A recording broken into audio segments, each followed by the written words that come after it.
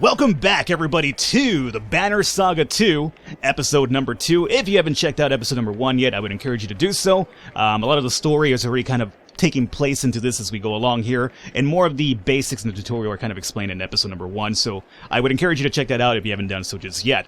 We're going to be going forward here with Banner Saga 2 for a bit longer, as I mentioned in episode number 1. This is going to be an early look at of the game. It comes out on April 19th, so we got a little bit of an early access over here to show off to you guys. And as I mentioned in episode number 1, if you want me to continue with the series after release, do let me know and we will do so. Otherwise, after release, we might just, cut off this little preview series we're doing, but I hope you get a good idea as to what to expect with the title itself. Anyway, let's get underway over here. We have one more event to deal with in the caravan. Normal caravan morale does not affect your hero's willpower in battle. Maintain sufficient supplies and rest in camp to improve your morale. So right now we're at normal, so we want to get that a little bit higher. It'll kind of help us out down the line as well. So let's come... Oh, you want to teach me a bit more. A red skull icon shows that some of your units are injured. Use the rest tent to pass time and heal. Full recovery may take several days. So we could also rest over here if we have injuries, which you will take in combat, obviously. If you lose a character in combat, he's not necessarily completely dead, but it's going to take you a while before you can use them again. And if you use them before resting up, he will just have lesser stats in combat. Let's come up here and take care of this event, though. Oh boy, these names. As I mentioned in episode number 1 as well, expect me to butcher a lot of these words. I apologize, but just a bit of a warning for you. What is this going to be? Oddleaf? Oddleaf, your farmer chieftain's widow is demonstrating fletching an arrow to a few people as you approach. Give us a moment, will ya? The group walks away as Oddleaf stands and wipes loose feathers from her tunic. Let's see, it's still her. I doubt you're here to explain your actions with the dredge. Do I need to? It was nothing, I just misled. Which is our daughter, obviously. Let's be honest here, yeah, it was because of my daughter, at least my idea of it was. I can only imagine. She watches you in silence, not pressing you to continue. Eventually, she changes the subject. I wanted to discuss the clansmen. They're good at scavenging for food while we travel, but we could always use more fighters. But training them takes time. I'm not sure we have much of that to spare. Then you'll have to find a balance that works. We're okay for now, but who knows how our needs will change. I see. Thanks. You turn to leave, but Oddleaf places a hand on your shoulder. We should talk, Rook, at some point. Talk about what? You. Not you, the leader, but a demand I knew from Skog. She gives you a faint smile and returns to her fletching. Alright. So, that's underway. We do need to get some rest to get these injuries healed up, so let's go ahead and do that right now. That'll take us another day. And again, every time a day passes, you use up 12 supplies based on the number of the size of your caravan, I should note anyway. So from 11, we went down to 10. Good caravan morale causes a +1 willpower bonus in battle. Maintain sufficient supplies and rest in camp to improve morale. So remember, we're normal. After resting up and getting our injuries healed up, we're up to good now. And I think we're done here, honestly. Yeah, we're done. So let's go over here and take heed from this area. The wooden planks of the well-used dock creak as you walk across them. Hakon, a warrior recently acknowledged as King of the Varl, paces on the dock.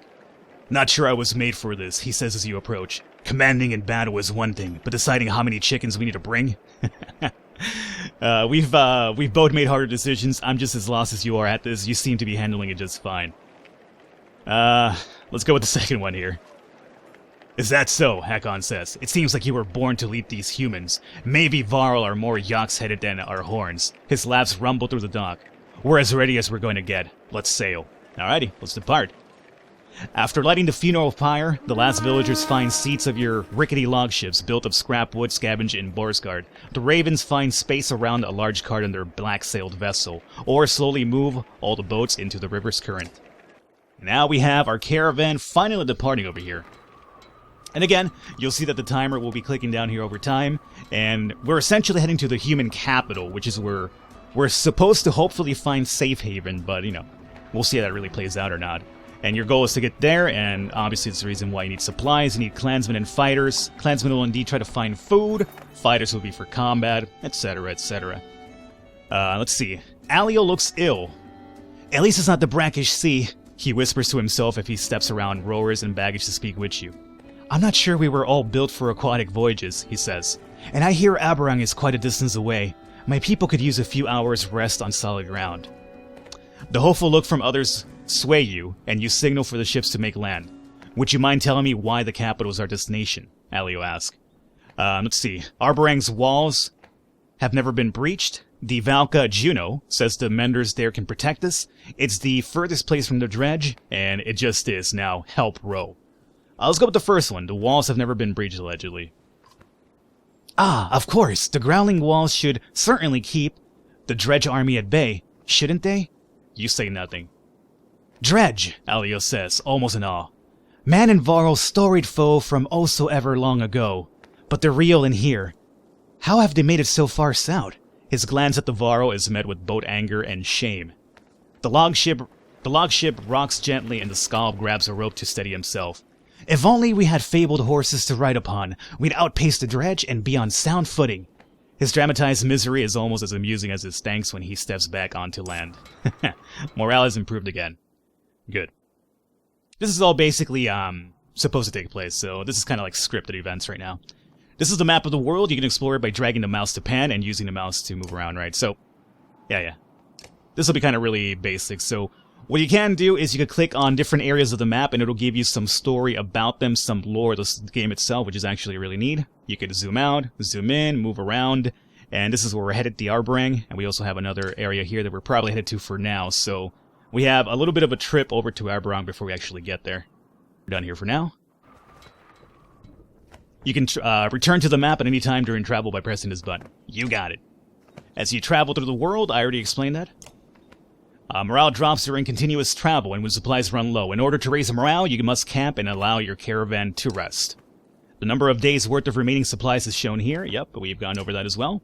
In order to maintain morale and heal injuries, you must rest in camp. Furthermore, camping provides you with opportunities to increase your battle prowess and converse with your heroes. Click here to camp. So, let's see, we have a few more stories here, do we? When a day passes in camp, your caravan consumes a day worth of supplies. We've already talked about the last episode as well. You want me to do it again? I guess we have to. Alrighty. And now our morale improved. We were at good, now we're in great. So that's indeed going upwards, which is fine. At any time, you can visit the heroes tent to inspect and promote your heroes. So let's come over here and show you the leveling system as well. Items, right. So the items that we'll have over here, we could actually equip them on our characters. So for instance, if I go over here to Rook, let's remove this. This will be an area you could set up an item to. So, yeah, I'll get to you pretty soon here, game. These are the items that we have right now available. And we can equip any of these on Rook if we want, as long as we meet the level requirements. So we're at level 5 with Rook, so any of these that we have available would be equipable by him. So that's pretty neat. Let's see, let's get this out of the way here, I guess. Click on the ability button to learn about the unit's abilities. So this will be abilities in combat. For him, we have Mark Prey, which is a really good attack. Essentially, it commands everybody to attack somebody within your radius instantly, as long as they can attack from their point. So say, for instance, you have like 3 archers, or 4 archers, right? And they're in range of attacking a guy in front of you. You can mark him, and then all the archers around you that are in range will indeed attack at the same time, which is really, really good for some fights as well. So, that's cool. Are we done here? I think we're done here. Perhaps, yeah. Looks like we're done. I don't think we have any proper renown right now to actually level these people up. When you're ready to leave camp, you can do so by clicking leave, so that's fine. And we also have an event over here with a spearman. This guy's kind of an odd fella. I will tell you that right now. A strangely familiar man with a spear and tattoos beckons to you. His movements are somewhat odd, almost comical. You wouldn't be confused by Atroki's presence if you'd supported this journey long ago. What? The man's eyes glaze for a moment before clearing. He now acts like your old friends. I've lost it. Lost what? My desire to keep going, the same as you. I still want to keep going. Lie. You lost someone special and now I feel lost. I once lost a dog. Don't you compare my daughter to your dog. Tragi starts laughing maniacally as though you've told some great joke. Not your daughter. You're the dog we all miss. He laughs. Well, that's pretty cool in effect. He laughs some more and he wipes his eyes. Trevgi starts singing while walking away. Yellow and blue will lie to you, lie to you, lie to you. I tell you, man, that guy's a weird cat. We're in upgrade morale? Great. Let's get on out of here. I know we should have a bit of combat or an event coming up here pretty soon. I think it's the last scripted one, and then we are basically awarded free reign of the entire thing here. So we're coming into day number 4. Morale is still great. Here we go. Shouted orders turn several ships towards the bank. You have no choice but to call all the other vessels to a halt as well. By the time you land, a crowd has gathered by the water. And I believe this is kind of like, yeah, it's this fucker over here. Nice, no hand, bro. A man in fine clothes and missing a hand stands in the center of others. He smirks as you approach. And here he is, the Fane self-proclaimed ruler of us all. Are you the reason for this delay? I don't answer questions from backwater scum, no matter how high they've risen in the pond. Then I'll stop asking, get back on your boats. You don't know who you're talking to, do you? Rook, you might not remember when we first arrived in Borsgard, but I went with Bolverk to speak with the governor. What's your point? Well, this is Ruga, the governor. Ludin, the entitled Prince of Aberrang, who joined you in Einaraft, steps forward from the gathering crowd. The former governor of what was Borsgard, actually. Careful, Prince. Rivers are dangerous, especially this far from your papa's side. The threat causes a few gasps from the clansmen. Ludin's bodyguard, the usually quiet Varro Bersi, growls but is waved off by the young prince. The Mendra and I were just discussing Rook's banner. It'll make a nice addition to Borsgard. Let's see, we have a few choices about my banner here. I don't really care. I'm just out for revenge now, so we'll go with the second one. Arvin eyes go wide at your words. You can't mean that, Rook. After everything you've done, everything you've sacrificed. He's a broken man. I've seen this too many times. Just have him go hunt some food while I figure out how to keep everyone alive. Ludin clearly expects you to respond, but it is Iwan who speaks. Rook led the fight against Bellower while you hid in your great hall, Governor. Overseeing a besieged town isn't hiding, Mender, just as fighting in a battle isn't necessarily leading. But Rook kept us alive across the frozen waste, he did, cries a man. Saved us at Einartoft too, a woman adds. Others join in, listing your deeds and cheering your name. Then it's settled. No more delays. Rook is our official guide to Aberrang, but will consult with me on major decisions. Everyone just get back on the boats. Jess, return to the ships. The helmeted guard next to Ruga makes a gesture for only the governor to see. Ruga laughs as the crowd disperses. Prince, your guide has a lot to learn before Aberrang. Alrighty. Definitely some deception afoot. Or at least there's like a power still going on. I like how everybody just kind of gasped, and when I was like, I don't really care. It's like, I'm a broken man, dog. I lost my daughter. I feel guilty about it. I feel like it's my fault. Ahead, driftwood is collected, creating an impressive barrier for the longships. Alternatively, going ashore has its own risk from whatever might be lurking in the trees. Alright, so it's going to be like our first legit piece of combat, which is a little bit more difficult than we're kind of used to. So, let's go ahead and bank the ships and get the axemen to shopping. I guess based on the choice that you make will indeed have an effect whether you do this fight or not as well. But I'm going to go ahead and, let's see, we could roll hard, we'll break through, but that could also cause some injuries to our clans, we might even lose some people. We could prepare for portage, we'll carry the ships around. You know what? Let's go with the third one, let's see what this one causes for us. The ships groan as they're hoisted onto shoulders and march across land. Navigating through the riverside brush takes time, but everyone pulls through unscathed. As the ships push off once again, dredge appear on the bank, a silent reminder of their constant threat. Oh, so we're gonna have a fight regardless of which. But we did get some more morale. Improved and then it declined afterwards. Okay. Sure. The axemen and Varro pull away from their task to join the fight. Several die in the extended battle as blunted axes fail to kill swiftly. Eventually, the dredge retreat and the river is cleared. Oh, hey!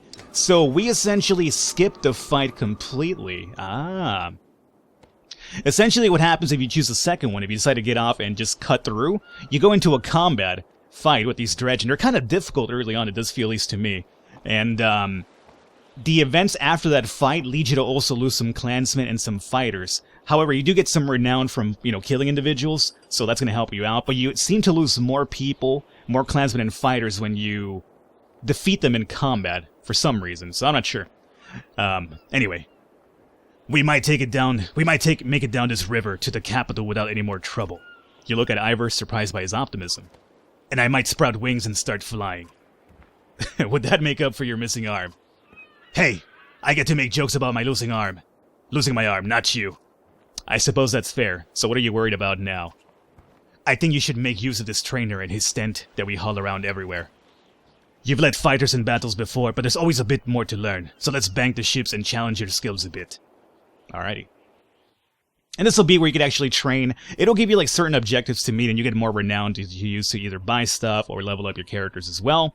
We're going to be skipping that for the playthrough. If I have to do any sort of like training grinding for renown, I'll do it off camera and just, you know, for us, we'll continue with the actual story-based missions over here, so don't worry about the grinding on camera here. This is a training tent where you can hone your skills by completing challenges and through free-form sparring.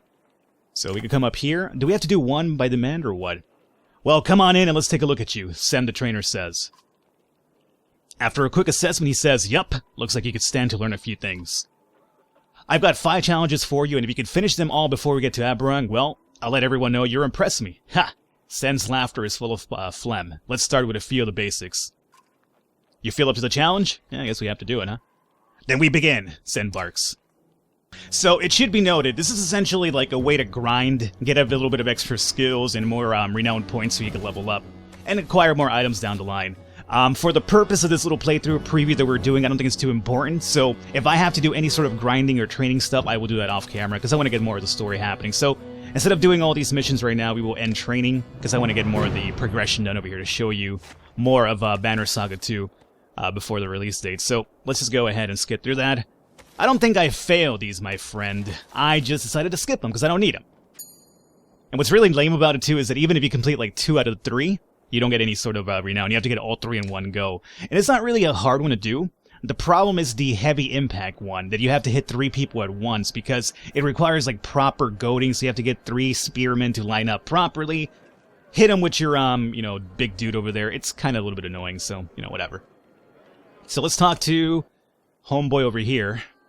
You watch for a moment as Ivan, Juno's apprentice and the mender found nearly dead at Ridgehorn, moves his staff in a complex pattern repairing some armor.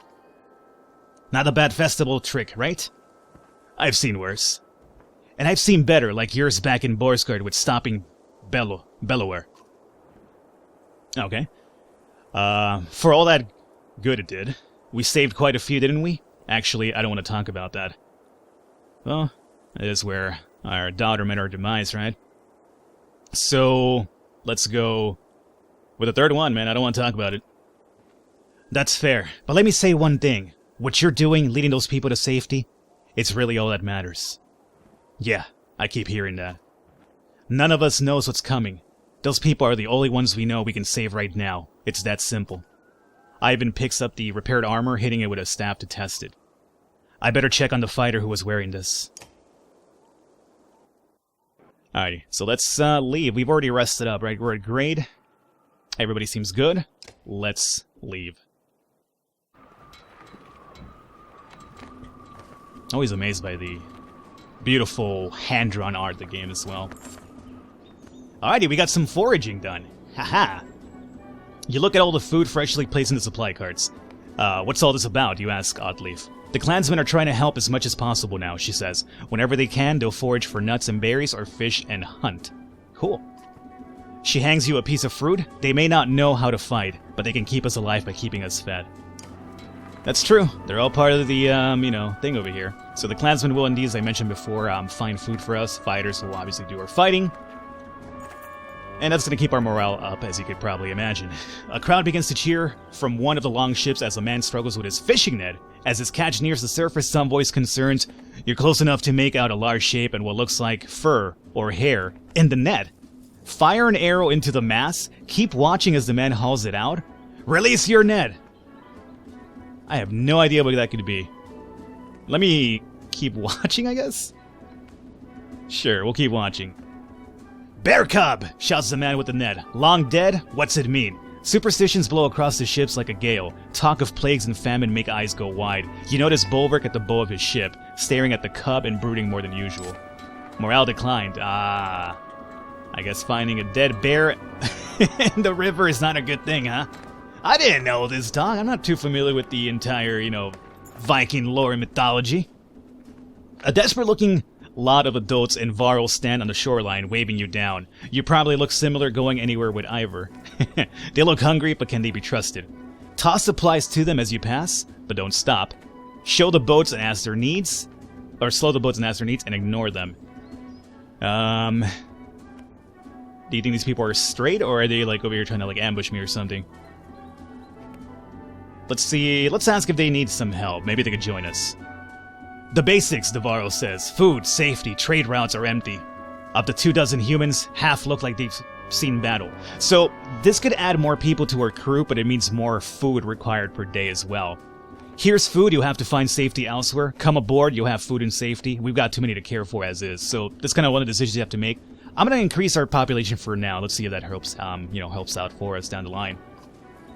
Everyone carefully files onto the couple of the less burdened ships and start eating. Klep, Navarro says, which you take as his name as his appreciation.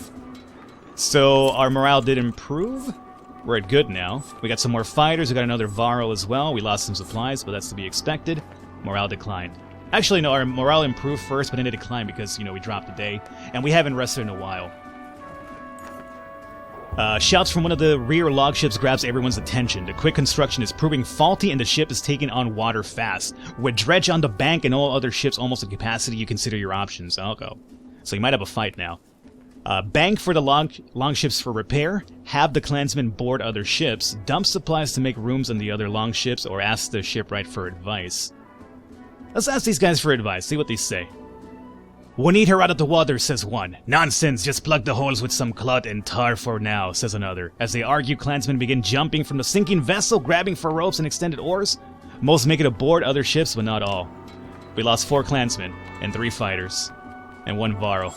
It's probably the Varl we just picked up now. Okay. We're at good. Let me go ahead and camp. And get some rest here if we can. We need to find a market here pretty soon as well. Our food. Actually, we know we have like food for 8 days. We're still fine with that one.